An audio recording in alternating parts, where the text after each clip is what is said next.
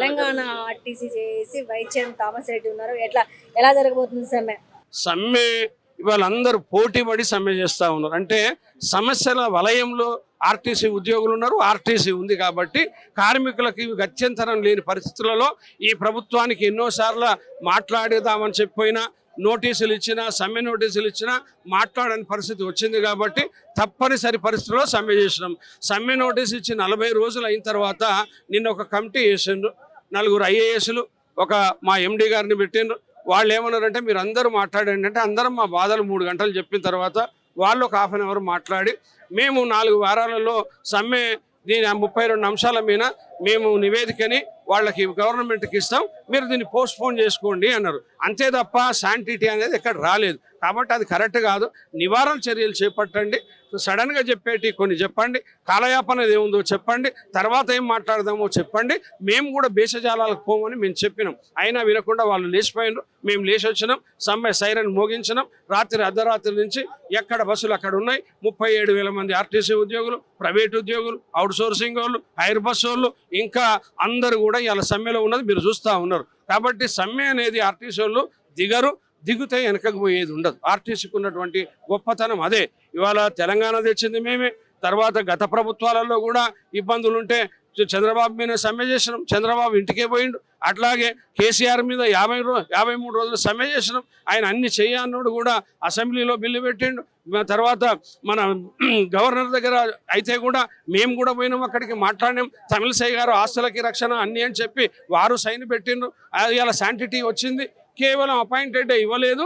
Election code వచ్చింది కాబట్టి ఆ రోజు ఆగిపోయింది. అప్పుడు ఈ ప్రభుత్వం వాగ్దానం చేసింది. నేను వీళ్ళని అడుగుతా ఉన్నా, గౌరవ మంత్రి గారిని, మీ స్టాండ్ ఏంది? ఇప్పుడు మీరు మేనిఫెస్టోలో పెట్టిన అంశాల మీద ఇస్తా అన్న దాని మీద మీ స్టాండ్ ఏంది, మీ వైఖరి ఏంది? మీరు ఏం చెప్తారంటే మీరు దాని మీద చెప్పట్లేదు. నేనేదో అన్నీ చేస్తున్నా, బాగా చేస్తున్నా, నీకు డిఏ ఇచ్చిన డిఏ అనేది అది కామన్. డిఏలు ఎవరికైనా కరువు భత్యం సంవత్సరానికి 2 ఉంటుంది, జనవరి జూలైలో అది ఇస్తున్నారు. అది ఇవ్వాల్సింది ఆటోమేటిక్ డిఏ ఆర్టీసీకి అనేది ఉంది, చట్టాలు ఉన్నాయి, ఆ ప్రకారం ఇస్తున్నారు. అది కాదు, ఇవాళ మేము అడిగే ప్రశ్నలకి నేరుగా సమాధానం చెప్పకుండా మీరేదో చెప్తా ఉన్నారు. అది కరెక్ట్ కాదు. క్వశ్చన్ టు ఆన్సర్ ఉండాలనేది మా ఉద్దేశం. ఇప్పుడు మమ్మల్ని ఎందుకు మీరు పిలువరు? మీరే స్వయంగా మరి రండి, జేఏసీ నాయకులు రండి అని చెప్పి యాజమాన్యంతో పిలిపియండి. మీరు కూర్చోండి, యాజమాన్యంతో కూర్చోండి, ప్రాథమిక చర్చలు జరిగి ఆర్టీసీ లెవెల్ వాళ్ళకి చెప్పండి. తర్వాత గొంతెమ్మ కోరికలు మేము కోరట్లేదు, మీరు పెట్టిన డిమాండ్లే మేము అడుగుతా ఉన్నాం. వాటి మీద కూడా మీకు బర్డన్ గవర్నమెంట్కి ఉండదు. ఇవాళ యూనియన్లు అందరికి ఇచ్చింది కాబట్టి మాకు ఇవ్వాలి. ఆ యూనియన్ పునరుద్ధరణ అని ఒక మాట అంటే అయిపోతుంది, దానికి జీవో ఏం లేదు గతంలో కూడా. అట్లాగే ఇవాళ ప్రభుత్వంలో విలీనం ఉంది. విలీనానికి ఏముంది? 350 కోట్లు మహాలక్ష్మి పథకం మాకు ఇవ్వాలి మీరు. దాంట్లో 270 కోట్లు అయితే జీతాలు వస్తాయి. కార్మికులు తగ్గిపోయినారు కాబట్టి మిగతా డబ్బులు మిగులుతాయి మనగడకి. కాబట్టి ఆర్టీసీకి అదనం పడదు. మీరేమో మేము ఆర్టీసీని బాగు చేస్తున్నాం, అన్ని ఇస్తున్నాం అంటే ఏమి ఇస్తున్నారు? మహాలక్ష్మి పథకాన్ని 350 కోట్లు తప్ప ఇంకేమన్నా ఇస్తున్నారా? బడ్జెట్లో డబ్బులు పెట్టినరా? మా రియంబర్స్మెంట్ డబ్బులు ఇస్తున్నారా? స్టూడెంట్లో ఇస్తున్నారా? వికలాంగులు ఇస్తున్నారా? విలేకరులు ఇస్తున్నారా? అంటే ఏది కూడా లేదు. మరి మేము కూడా మిమ్మల్ని బదనాం చేస్తలేము.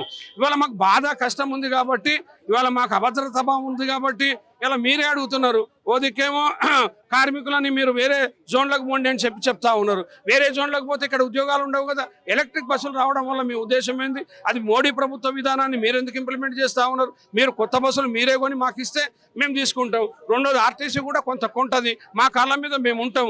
ఇవి ఏది కాకుండా ఇవాళ ఒలక్టో జేబీఎం కంపెనీల నుంచి మాకు మీరు ఇప్పిస్తూ ఉన్నారు. వాళ్ళకేమో 36 లక్షల రూపాయలు ఒక బస్కి సబ్సిడీ వస్తుంది. మేము వాటికి కిలోమీటర్కి డబ్బులు ఇస్తున్నాం. మా డిపోలు హస్తగతం చేసుకుంటా ఉన్నారు. మేమే పవర్ పాయింట్లు పెడతా ఉన్నాం. మీరు ఆక్యుపై చేసుకొని ఆర్టీసీని బయటకు వెళ్ళగొడతా ఉన్నారు. అంటే ఒక్కొక్కటి బయటకు వెళ్ళిపోతే ఆర్టీసీ ఉద్యోగులకు రక్షణ ఉందా? లేదు. కాబట్టి జవాబు అడిగితే మీరు ఎందుకు చెప్పారు? ఉద్యోగాలు ఎవరి పోవు, ఎట్లా పోవు? హైదరాబాద్లో ఉన్న వాళ్ళని జిల్లాలకు పంపరు, జిల్లాలకు ఇంకో 2 ఏళ్ళు అయితే మీరు ఇంటికి పండరు బాబు అనేటువంటి పరిస్థితి వచ్చిందనే అనుమానం మాకుంది. అనుమానాన్ని నివృత్తి చేసి మా ఉద్యోగాలకు గ్యారంటీ ఏంటి, ఆర్టీసీ ఉంటుందా ఉండదా, మీరు ఇచ్చిన వైఖరి ఏంటి, మీరు ఇచ్చినటువంటి మేనిఫెస్టో మీద మీ వైఖరి ఏంటో చెప్పి సంజాయించి చర్చల ద్వారా ఏది ఎప్పుడు అనేది చేయడానికి ఉంది. కాబట్టి సమ్మె నివారణ చర్యలు చేయండి, ప్రజలకి ఇబ్బందులు కాకుండా చూడండి. ప్రజలకు ఇబ్బంది అయితే మీదే బాధ్యత. ఇవాళ ప్రత్యామ్నాయ చర్యలు అని చెప్పి ఎవరినో తీసుకొచ్చి బస్సు స్టీరింగులు ఇస్తే ఇవాళ కరీంనగర్లో యాక్సిడెంట్ అయింది, గతంలో కూడా రోజుకోటి అయింది, ఇంకా గంటకు కావచ్చు, రాత్రి కావచ్చు, రేపు కావచ్చు. కాబట్టి అది ప్రత్యామ్నాయం అనేది పోటీ కాదు, ప్రత్యామ్నాయంతో ఏది కూడా కాదు. పరిష్కార మార్గమే ముఖ్యం. ఇవాళ ఇబ్బంది ఉన్న వాళ్ళకి ఎవరికి మా ప్రాణాలు పోతున్నాయి అనుకున్నప్పుడు నేను కాలుకు మందు పెడతా, ఏలుగు మందు పెడతా కాదు, ప్రాణంకే ఉంది, మన ప్రాణాన్ని కాపాడు, ఆక్సిజన్ ఇవ్వని మేము అంటున్నాం.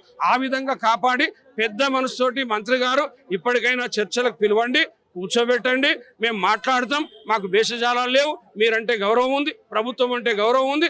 ఆ ప్రకారంగా సమ్మె నివారణ చర్యలు చేపట్టి వెంటనే సమ్మెని విరమింపజేయమని మీ ద్వారా వారికి రిక్వెస్ట్ చేస్తా ఉన్నా. తెలంగాణ రాష్ట్ర వ్యాప్తంగా రాత్రి నుంచి సమ్మె అయితే నడుస్తుంది. ఈ విషయాలు మాట్లాడడానికి తెలంగాణ ఆర్టీసీ చైర్మన్ ఈదురు వెంకన్న ఉన్నారు. వెంకన్న, చెప్పండి, దాదాపు సమ్మెకి అన్ని సంఘాల మద్దతు ఉన్నాయా? ఉన్నాయి, అన్ని రంగాల మద్దతు ఉన్నాయి. ఒక్క సంఘం కూడా బయట లేదు. అన్ని సంఘాలు కూడా సమ్మెలో సంపూర్ణ మద్దతు ప్రకటించినాయి. ఈరోజు సమ్మె విజయవంతం జరుగుతూ ఉంది. దాదాపు రాత్రి మీరు చర్చకి పోవడం జరిగింది. మీరు ఎలాంటి డిమాండ్స్ పెట్టారు గవర్నమెంట్ ముందు? మేము ఎలాంటి డిమాండ్ పెట్టలే, గవర్నమెంట్ పెట్టిన డిమాండ్లే మేము పెట్టినాం. ప్రభుత్వంలో విలీనం చేస్తామన్నారు, అదొకటి. 2021 వేతన సవరణ చేస్తా అన్నారు, అదొకటి. తర్వాత కార్మిక సంఘాలకు గుర్తింపు సంఘం ఎన్నికలు పెడతాన్నారు, అదొకటి. ప్రభుత్వ ఉద్యోగులతో సమానంగా అన్ని సౌకర్యాలు కల్పిస్తున్నారు, అదొకటి. తర్వాత ఆర్టీసీని విస్తరిస్తామన్నారు, అభివృద్ధి చేస్తూ ఉన్నారు. కాబట్టి ఈ ఆర్టీసీని విస్తరించడానికి మరి కాకుండా ఈ ప్రైవేటు బస్సుల వలన ఆర్టీసీ కుదించుకోబోతుంది. కాబట్టి ఈ ప్రైవేట్ ఎలక్ట్రిక్ బస్సులను రద్దు చేయమన్నాం, వాటి ప్లేస్లో ఆర్టీసీ బస్సులను పెట్టమన్నాము. ఇలా అన్ని కేటగిరీలో ఖాళీలను భర్తీ చేయమన్నాం, కార్మికుల మీద పనిభారం తగ్గించమన్నాము. ఇవి నిన్న ప్రధానంగా చర్చ జరిగినాయి. ఈ పెట్టిన డిమాండ్లలో ఏ ఒక్క దాని మీద కూడా సానుకూల ప్రకటన రాలేదు.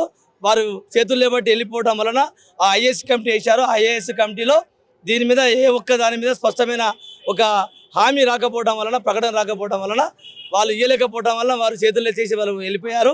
మేము కూడా ఆ యొక్క మన చర్చలు విఫలం అవడం వల్ల మేము సమ్మె యథాతథంగా సమ్మె కొనసాగించే పరిస్థితి ఏర్పడింది. తెలంగాణ ఉన్నటువంటి ప్రభుత్వాలు ఆర్టీసీని ఒక ఓటు బ్యాంక్ అని వాడుకుంటున్నాయి. ఆర్టీసీ అభివృద్ధికి ముందుకెళ్ళట్లేదా? ఎస్, ఇది 100% వాస్తవం. గత ప్రభుత్వం కూడా మమ్మల్ని ఓటు బ్యాంకునే వాడుకున్నది. మా ఓట్ల ద్వారానే గద్దెనెక్కారు. లాస్ట్కు మా కంట్లోనే మా కడుపులే పొడిచిరు వాళ్ళు కూడా. వీళ్ళు కూడా మా ద్వారానే, ఓట్ల ద్వారానే, మా ఆర్టీసీ ప్రచారం ద్వారానే ఈ కాంగ్రెస్ ప్రభుత్వం కూడా గద్దెనెక్కారు. ఇలా గద్దెనెక్కిన మా మీద వంగపెట్టి గుద్దుతా ఉన్నారు. మరి మేము సత్య సాగు బతుకులలో ఉన్నాము. ఆ ప్రభుత్వం ఏదో చెప్తుంది అనుకుంటే ఈ ప్రభుత్వము ఆ ప్రభుత్వానికంటే ఈ ప్రభుత్వం మెరుగైన సదుపాయాలు సౌకర్యాలు ఇస్తుంది అనుకుంటే ఈ ప్రభుత్వం ఘోరంగా, ఆ ప్రభుత్వం కంటే ఘోరంగా మమ్మల్ని బాధపెట్టి మమ్మల్ని దుఃఖపెట్టే పరిస్థితి ఇది మరి ఉందని చెప్పేసి మేము భావిస్తాం. గతంలో రేవంత్ రెడ్డి ఆర్టీసీ ఎంప్లాయీస్ని కడుపులో పెట్టుకొని చూసుకుంటున్నారు. మరి మాట నిలబెట్టుకున్నారా? ఏం జరుగుతుంది? కడుపులో పెట్టుకొని చూసుకుంటా అన్న మాట దేవుడెరు, కానీ మా కడుపులు కొట్టే ప్రయత్నం చేస్తున్నారు ఈ ప్రభుత్వము. దయచేసి ఇప్పటికైనా గౌరవ ముఖ్యమంత్రి గారు ఆలోచించి మరి సానుకూలంగా స్పందించి ఈ సమ్మె నివారణ చర్యలు మీరే చొరవ తీసుకుంటేనే మరి పరిష్కారం అయ్యే పరిస్థితి ఉంది. కాబట్టి దయచేసి మీరు ఈ సమస్యలు పరిష్కారం చేయాల్సిందిగా ముఖ్యమంత్రి గారిని కోరుతున్నారు. గతంలో దాదాపు 50 రోజులు ఏకదమ్ముగా మీరు సమ్మె చేయడం జరిగింది. ఎలా ఉండబోతుంది? ఈ రోజుతోనే ఉంటుందా? గవర్నమెంట్ చర్చలకు పిలిస్తే ఈ రోజు ఆపేస్తారా? ఎట్లా ఉండబోతుంది సమ్మె? చర్చలకు పిలిచి సమస్యలు పరిష్కారం చేస్తే ఇప్పటికిప్పుడు 5 నిమిషాల్లో మేము సమ్మె ఆపేస్తాం. లేదు అనుకుంటే ఆ ప్రభుత్వం లెక్కనే ఉక్కుపాదంతో అణచివేస్తానంటే దేనికైనా మేము రెడీ. ఇంకా అంతకంటే ఎక్కువ రోజులు కూడా పనిచేయడానికి ఏం లేదు. తాడపేడో ఇంతకంటే దరిద్రం కాదు, ఇంతకంటే మేము కోల్పోయింది ఏమి లేదు. మొత్తం మా ఏమైనా ఒక కళ్ళు, ముక్కు, నోరు ఈ 3 మిగిలినాయి. అన్ని అవయవాలు పోయి ఉన్నాం మేము. గాయాల మీద గాయాలు అయి ఉన్నాయి. బాణాలు తలగరి చోటు లేదు, రక్తాలు గారని ప్లేస్ లేదు. కాబట్టి ఇంతకంటే దరిద్రం కాదు. ఇక లాస్ట్కు కొన ఊపిరి ఉండేంత వరకు పోరాడతాం.